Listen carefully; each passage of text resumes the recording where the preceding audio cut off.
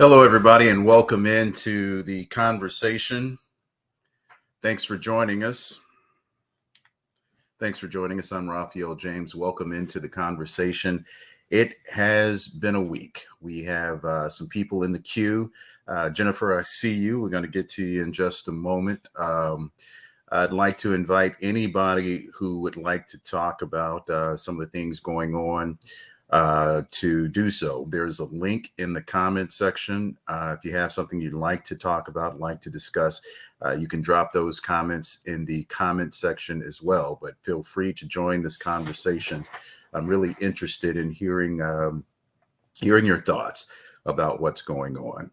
My name's Raphael James, and this week I have been in Walterboro, South Carolina, where we've been following the Alex Murdaugh double murder trial.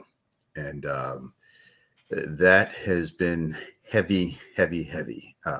Started right out of the gates with very graphic details about what happened. Alex Murdaugh is accused of killing his wife and son back in 2021, and he is on trial now for their murders.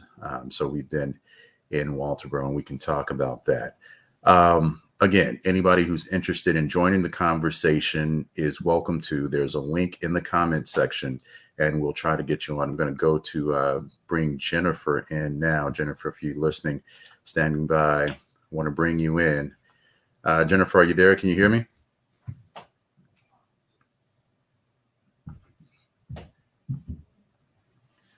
Okay.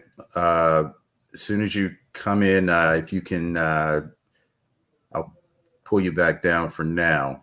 But when you come in, if you can turn your camera on, I'll know you're ready. Let's see. Okay. All right. Yeah, if you can turn your camera on, we can bring you on in. Also, going on, you may be familiar with the incident out of Memphis where a young man was brutally beaten by 5 officers who refer to themselves as the Scorpion Unit. That's what they're called, the Scorpion Unit. And they've gotten many accolades for how they deal with crime. But in this instance, it appears that a young man died during a stop. He was apparently hit with pepper spray, tasered,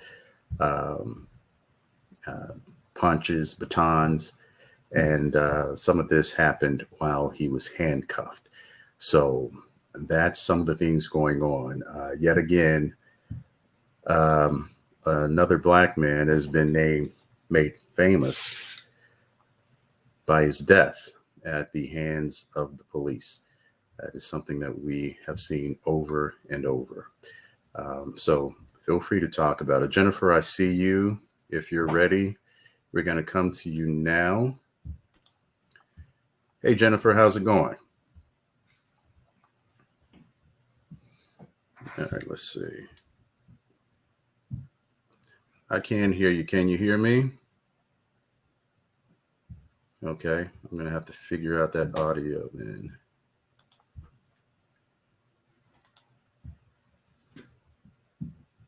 All right. Let me figure out why I can't hear you, Jennifer. If you want to type your question into the chat, I'll make sure to get it back, and I'll try to come back to you in a minute. Let me see what I can figure out here. Again, I do want this to be a conversation that we all have. And if you're in the comments, please feel free to chime in. We want to hear from you. I want it to be an interactive conversation. There's been quite a bit going on, and I apologize for the audio. If you're there and you can hear me, give me a thumbs up or drop a comment so that I know the audio is going out on my side. I hear you, Jennifer. I got your message about the mic sometimes not working. That does happen. All right, let's see. Try it again. Okay, Deborah says she can hear. Thanks for joining us, Deborah. I appreciate that. All right. Let's see. We're going to try it again. Jennifer, are you there? Can you hear me? Adjust some levels here.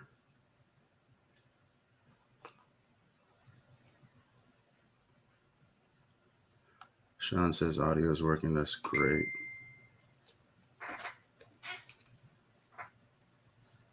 Okay. Jennifer, I apologize. I don't know what's going on with the audio there on your side. Let me make sure my side is right. And it looks to be. I'll keep working on it, keep trying to engineer it. While we're waiting to get Jennifer in, and I apologize, thanks for joining me. I'll go to some of the comments.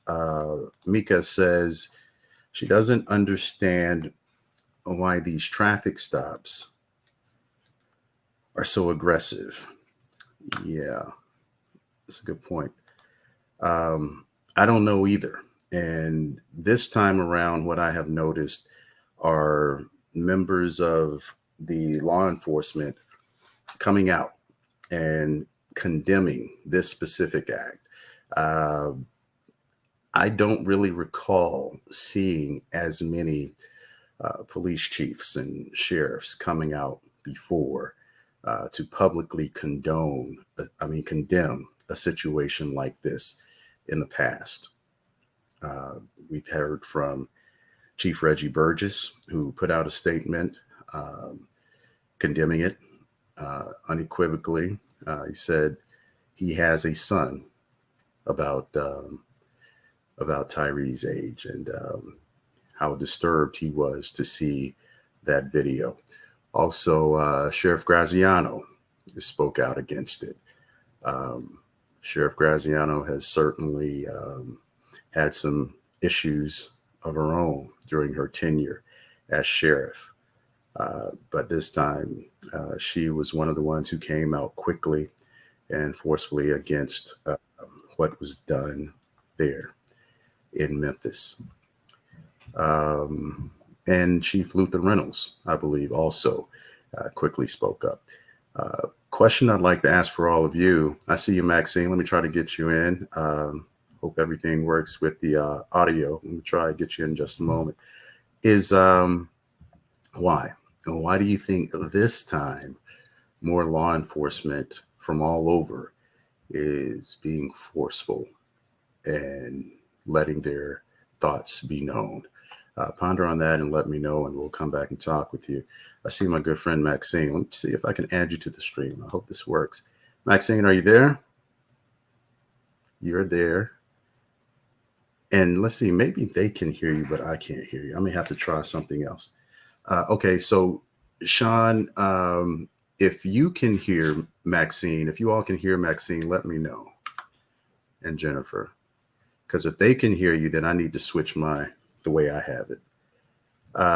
Maxine, talk to me about what you think about what's going on. And I just want to make sure that everybody can hear you. If they can hear you, they can't. They say they can't. Say your name for me. Okay. Okay, so they can't hear you either. Let me figure this out because I do want to hear from you. In the meantime, if you want to, you can go into the chat and type your comment. And when I get the audio situation fixed, we can try to bring you back in. I apologize. My apologies. All right, they can't hear. All right, so it may be something on my end. Let me make sure.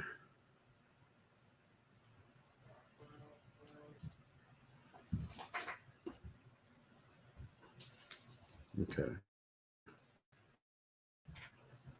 All right. So let's see. Jennifer says the condemnation by other police agencies is a good start, in my opinion. I agree that they don't need to be so aggressive. It would be interesting to really hear from law enforcement right now to kind of figure out why these kinds of things seem to keep happening the way that they're happening. What you'll notice this time, the Memphis police chief acted quickly, very swiftly, in not only condemning the actions of these officers, but bringing charges against them. They have been fired and they are facing charges in this young man's death.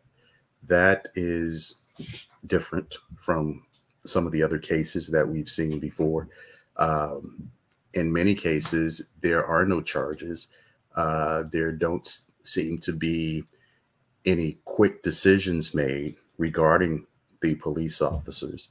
And a lot of times we hear it's under investigation, and that is all that they'll say. It's under investigation. That investigation can take a week, a month, a year, or whatever. So this time things were different. They were prepared for riots and protesting, and that didn't happen. And my guess is that didn't happen that way this time, possibly because of the way they handled it, the way they got out in front of it. I'll go back to Jennifer. My thought is previously it's been more focused on race. Now it is more focused on police versus race. And in this case, all of the parties were African American, the officers as well as the young man. So, right. And in some of the other cases, it has been minorities versus the police. This time, it's probably being seen more as a police versus citizen issue, and why that keeps happening. And the word that I've seen twice tonight, aggressive. So we'll keep that in mind. Danielle, I know that living in Walterboro or Cottageville, it is scary. The officers that are appointed to the community. Something needs to happen with those in charge. Although I haven't been able to keep up with the trial, I have seen firsthand some aggressiveness. All right, and we can speak to this as well, because we know that bad apples, just one bad apple can ruin the bunch. We know that not all law enforcement officers are bad. We know that not all law enforcement officers are ego tripping. We know that not all law enforcement officers go to these extremes. Some of them take their jobs very seriously. I'll also add that, like many other industries, vocations, it's hard to find people to do the job. Is this going to make it easier or harder to find police officers who care to jump into that line of work, especially when incidents like this continue to happen and cause people to form opinions about all law enforcement? Back to Jennifer, I appreciate your participation tonight. One of the issues in the past is that if the officers were a minority, they would have been arrested immediately. Here, the quick action is consistent with general actions, but the question is, did they act quickly to avoid criticism, or did they act quickly because of the race of the officers? It's a fair question to ask. She says she doesn't know the answer to that. It is a fair question. And I don't know that we will get the answer to that. The police chief is a woman, and she is a minority. She is a Black woman. So I think if you take it at face value and you see the video, there's body cam video and there's video from up in the sky from a building or tower that you can see, and it kind of puts things in perspective. Now, of course, even though we have seen what we see, it goes without saying that these officers in the eyes of the law are innocent until proven guilty. I just wanted to say that we aren't convicting anyone, but we have seen what we have seen. And giving the benefit of the doubt, I think we would like to believe that the actions were taken because that's what the situation called for. All right, I won't speculate too much further into that for now. I want to go to Frida. Frida, thank you. She says, race is still a factor. Justice seems swift when the officer is Black. Those black officers understood that knocking around a black man would not be a big deal. The difference is they killed him. Think about what Rodney King endured, but he lived. Think about how brutal the attack had to be to kill. Okay. When I saw portions of the video, I haven't watched the whole thing. Um, I can't.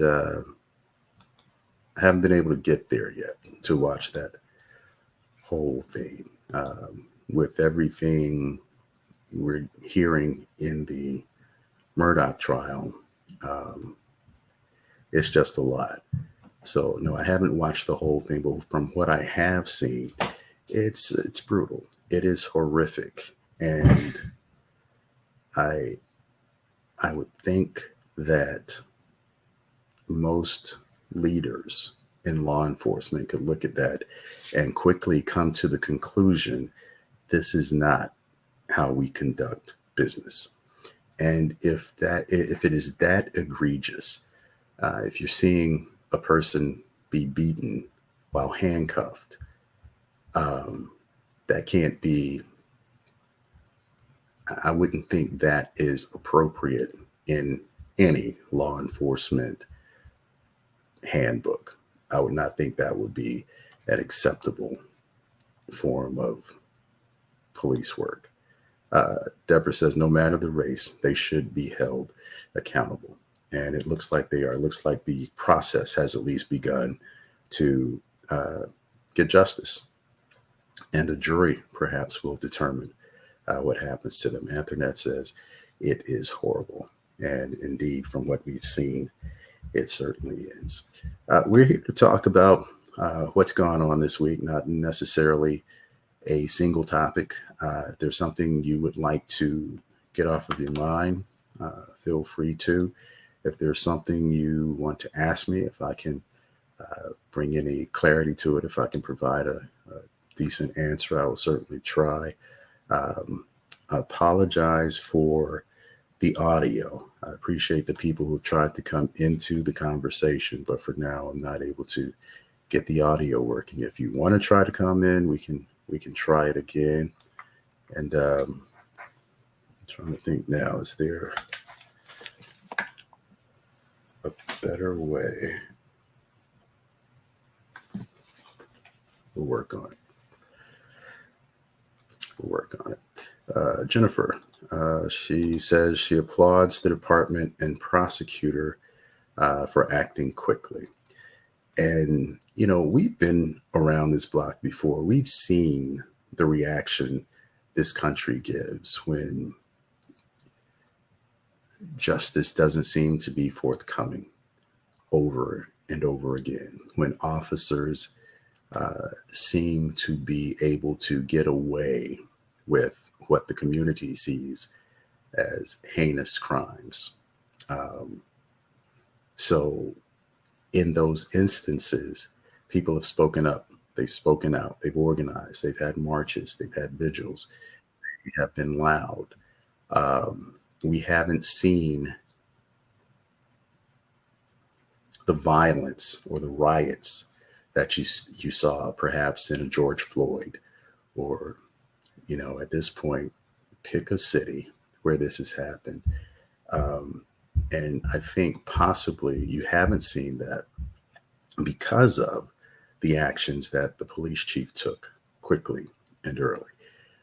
She investigated it. They found that from that investigation that things were not done according to policy, and they filed charges and they took action quickly. And this is what, in my mind, protests have always been about. Don't have one set of rules for the public in terms of wrongdoing and another set of rules for the officers.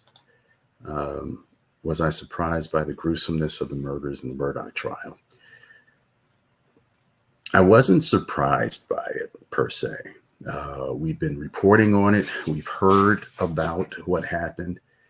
So I wasn't surprised about it, but it was so sobering to hear.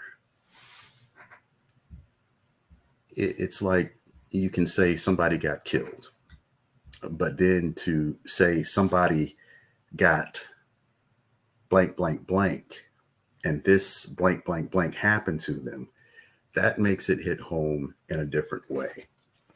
And we have purposefully not shared some things with some words, some descriptors that have been used with you all, with our audience. I don't know that that's going to be the case throughout the trial, because at some point, I think a lens is going to be pointed at some of the most vicious parts of what happened. And we're going to have to be able to say it so that you get the gravity of it. That jury, and I do want to talk about them for a little while, and bring that into perspective. That jury, those 12 men and women and 6 alternates, a lot of people try to get out of jury duty. They didn't. And I say they didn't because there was plenty of opportunity for them to do so had they wanted to. One second.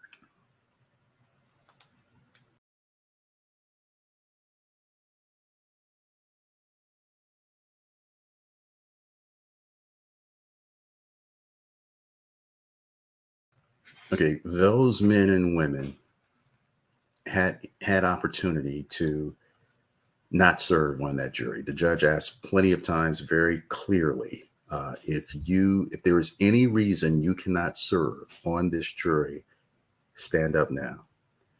And it didn't seem like they were going back and forth with them either. One lady said she had a cough, you know. The judge like, do you think it's serious? And, is it COVID related? Yeah, I don't know. So there was no dickering back and forth. And okay, you're excused. There were some people when they were asked, do you think you could provide fair and impartial judgment based on, what you hear here in the courtroom and not what you've heard previously? Can you do that? And they flat out said no. No, I think he's this, and no matter what you say in court isn't going to change my mind. Or, so they were honest and they were dismissed from the jury, as they should have been. And it's very helpful for them to be honest with themselves and the court in that regard. But what they are doing is they are volunteering their time, so to speak. They're getting $15 a day, which isn't a whole lot of money considering this trial may take weeks, but they are volunteering to hear the evidence and judge if the state has proven that Alec Murdaugh killed his wife and his son. So that is a very heavy thing to do. That is a very weighty office to hold, to sit in, to be able to pass judgment on a man that will affect his freedom, perhaps for the rest of his life. So my hat goes off to those people who said, no, I'm not getting paid very much for it, but it's important. It's what our judicial system is built on. And if I don't, what does that say about me? So regardless of how they decide, they have made a commitment to perform their civic duty. And I do think that is commendable. Back to some of the comments, Danielle. It's hard to find people who serve the law correctly. In small towns as these, I commented, they need desperate help. Race is still a definite factor. The sad thing is, no matter who or what race you are what they say you are. They can have a story because they are officers, but what they say goes. Unless you have the means to afford great legal representation, in many cases, I think that could be true. It's a field, the legal field is a field that many of us are not versed in. And they say a person who serves as their own lawyer in court has a fool for a client.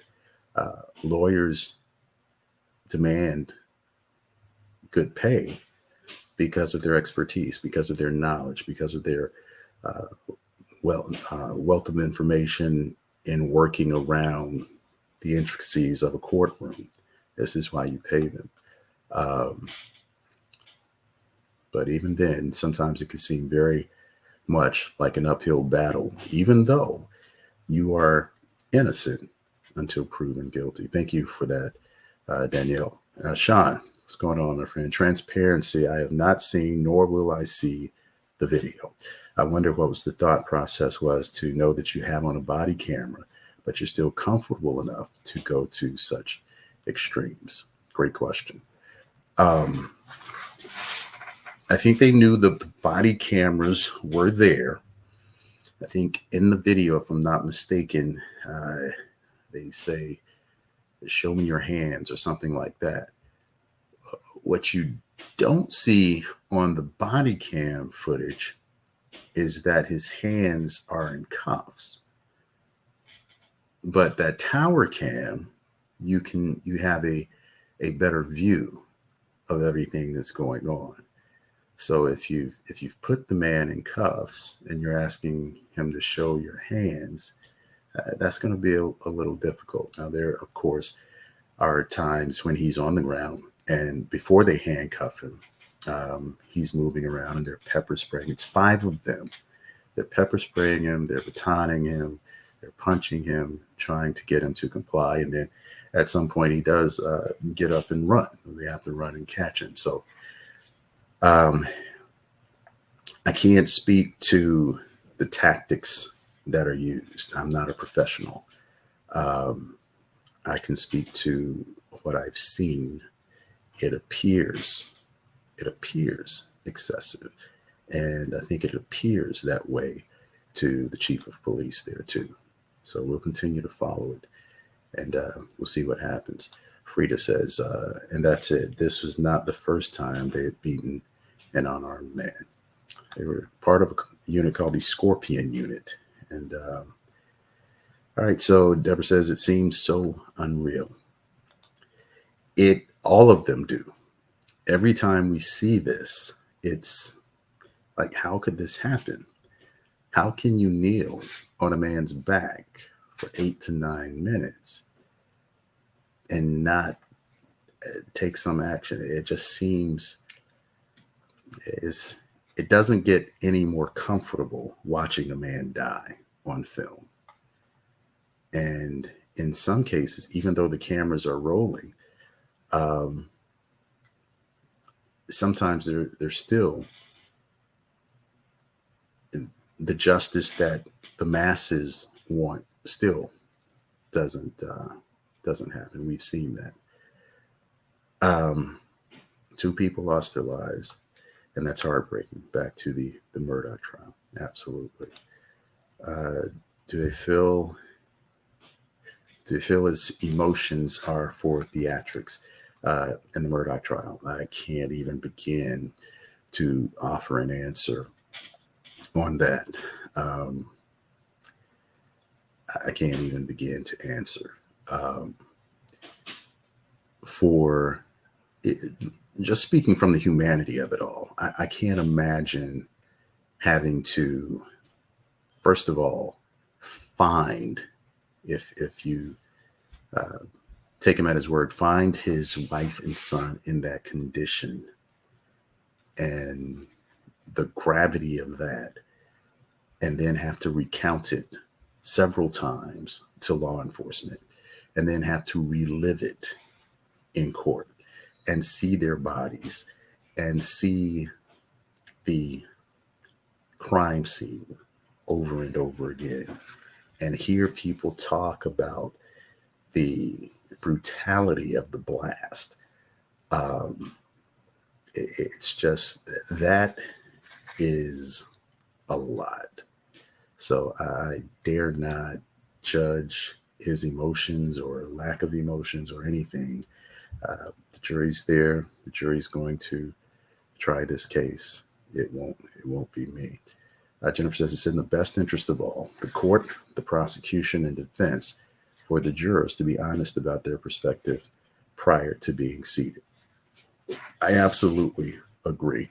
And some people were saying that it should have been changed to another area. They should have changed the venue of the trial because it was too publicized, too well known for him to get a fair trial here. The other side of that coin is, where else would you have it? Where else would you take it? And you didn't see the defense make a big stink about that. The defense may feel that this is the best place for him to get a fair trial. Members of the jury may be people who know him, who may be sympathetic to him, who may be able to listen to what happened and rule in his favor. So I didn't hear a push for anybody to have a change of venue. I talked with some of the lawyers who were there on the courthouse grounds about that very thing. Why not change the venue? And one of them said to me that less likely or more likely than changing the venue, they probably would have just bussed in jurors or brought in jurors from another area, maybe where the case isn't as well known, where the people from those areas don't know about the intricacies of Collin County or Walterboro. So, for example, maybe they went to the jury pool for Spartanburg and had those people come here because the expense, I don't know, the expense incurred in changing the venue and bringing all of the judges and, law enforcement or whatever to the other venue could have been costly. Bringing those people in from another place, that could be costly. It would be more costly than what they're doing currently. They are not sequestering the jury. They're free to go home every day after testimony. So they don't have to put the jurors up in a hotel. Those are just different aspects of what we've talked about and what we've experienced with things going on with this trial. So a lot of people have had that same sentiment. Why not change the venue? And in some lawyers' estimation, neither the state nor the prosecution felt that was absolutely necessary. Lisa says they kept calling out commands to cover their foolery. That's back to Tyree Nichols. Possibly they accosted that man out of the gate, snatched him right up out of the car. And we still don't really, and if you know, let me know in the comments, we still don't really know what he did. And Sean says, quite simply, he died. It was excessive. All right, Sean. Thank you for that. Daniel, I don't look at race. This was completely wrong from the start. Instead of de-escalating the situation, it was clear that the police officers escalated the situation. A man on his knees, arms behind his back, police officers kicking him and taking turns punching him, the profanity, all of this is unprofessional behavior. This is embarrassing. Thank you, Daniel. Lisa says, we as law enforcement and former law enforcement are taught to disengage as soon as they comply. So Lisa, thank you for that. And I want to ask you this. How easy is that to do? How easy is it to disengage? You do a job where danger could be imminent. You do a job where you're putting yourself at risk every day. Something happens, you respond, your heart rate goes up, the adrenaline is pumping. It's you or them if something goes off and you want to go home to your family. How easy is it to turn it off? How easy is it to disengage? How do they train you in how to disengage?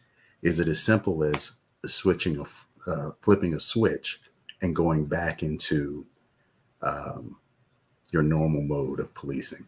I'd love it if you could talk to that. Any law enforcement who are still on the feed, if you would address that. Sean, a routine traffic stop of an unarmed man should not result in death. Full stop. Deborah Gerald's national news venue wouldn't help, and this is true. ABC, NBC, CNN, Court TV, all national outfits who are here in town covering this trial. It has sparked national interest. CBS News is here. From all of the different aspects of it. Wealthy man, socialite family, the murders, the accusations of financial impropriety, bring into play the scandal behind the accusations of he and lawyer friends stealing insurance money from the family of his housekeeper who died while working at the home from a head injury. The story just has so many different twists and turns. The alleged suicide for hire plot shortly after his loved ones were killed. If nothing, it is an interesting story, and you'd be hard pressed, I think, to find very many people. We're talking 12 jurors, 6 alternates. Can you find 18 people in the state of South Carolina who have not heard of this trial? I don't know. You may have, if you go out of the state, maybe, but certainly it is national news and there is interest in it. If the defense thought it was an issue, then they could ask. Apparently, they're okay with it, the change of venue. That's right, Jennifer. Lisa says, depends on your morality, I guess, as to how quickly you can disengage.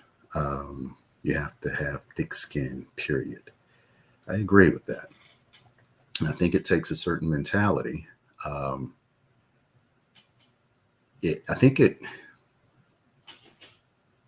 Not having a degree in law enforcement, this is me saying, I think it'd be helpful if you have a heart for the community. You don't want to be a pushover. You want to be able to be fair. But if you can look at people with some humanity, I think you can still perform your job in a way that is equitable for all. Again, I'm not law enforcement. I'm not pretending to know what it's like to be law enforcement, but there's wrong and there's right. Jennifer, I would hope they would be trained to turn it off. It's not easy, but there should be training. And if there is training in that, if there is training in how to turn down your own emotions, just like that, I would like to know what that is. That would be helpful for a lot of people to know. I mean, if you think about it, if someone were to come at you and put you in danger, and you fight back, you use your hands, you engage, how do you know? When are you gonna know that it's done now? They just threatened you and it ticked you off. How do you know how to stop? When the threat is stopped, you stop. That's the way it should be. Absolutely. You don't turn it on and off. You just have to want to go home. Okay. Representative Gilliard, thank you so much for being on the call. He says, my response to the policeman killing in Memphis, no matter who's behind the badge, it's still wrong to treat a human being like a wild animal. That always results in bodily harm and eventually the loss of a life. This whole country needs police reform and more citizens standing up for justice. The other similar cases before this, I feel, The law enforcement should have been just as cooperative and upfront like this one, and not just wait until it's an all-black incident to react. Representative Wendell Gilliard, State Representative of South Carolina, thank you so much for that comment. And thank you for all that you do for the Charleston community, and certainly wise words. And I'm sure Representative Gilliard is working in Columbia as well as we speak to address some of these things. Thank you, sir. Kay, it would still be difficult to get a jury from another area. I'm in Augusta, and we're following the case here as well. Maybe not the top news story, but it's still on in the first 5 to 10 minutes.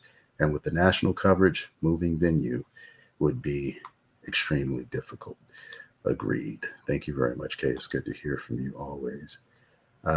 Lisa says it's definitely a calling, law enforcement. I would agree.